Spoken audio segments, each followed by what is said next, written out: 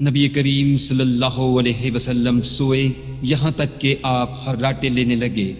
پھر آپ نے نماز پڑھی، اور کبھی راوی نے یوں کہا کہ آپ صلی اللہ علیہ وسلم لیٹ گئے، پھر خراٹے لینے لگے۔ پھر آپ صلی اللہ علیہ وسلم کھڑے ہوئے، اس کے بعد نماز پڑھی۔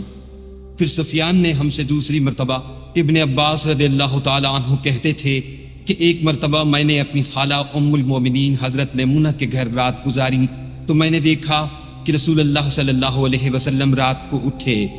جب تھوڑی رات باقی رہ گئی تو آپ صلی اللہ علیہ وسلم نے اٹھ کر ایک لٹکے ہوئے مشکیزے سے ہلکا سا وضو کیا۔ عمرو اس کا ہلکا پن اور معمولی ہونا بیان کرتے تھے، اور آپ کھڑے ہو کر نماز پڑھنے لگے، تو میں نے بھی اسی طرح وضو کیا جس طرح آپ صلی اللہ علیہ وسلم نے کیا تھا۔ پھر آ کر آپ کے بائیں طرف کھڑا ہو گیا، اور تبھی سفیان نے ان یسارہ کے بجائے ان شمالہ کا لفظ کہا، مطلب دونوں کا ایک ہی ہے۔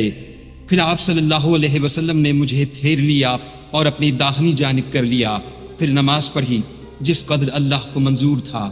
پھر آپ لیٹ گئے اور سو گئے، حتیٰ کہ خراٹوں کی آواز آنے لگی۔ پھر آپ کی خدمت میں مؤذن حاضر ہوا اور اس نے آپ کو نماز کی اطلاع دی۔ آپ صلی اللہ علیہ وسلم اس کے ساتھ نماز کے لیے تشریف لے گئے۔ پھر آپ نے نماز پڑھی اور وضو نہیں کیا۔ سفیان کہتے ہیں کہ ہم نے عمرو سے کہا، کچھ لوگ کہتے ہیں کہ رسول اللہ صلی اللہ علیہ وسلم کی آنکھیں سوتی تھیں، دل نہیں سوتا تھا۔ عمرو نے کہا، میں نے عبید بن عمیر سے سنا، وہ کہتے تھے کہ انبیاء علیہ السلام کے خواب بھی وہی ہوتے ہیں۔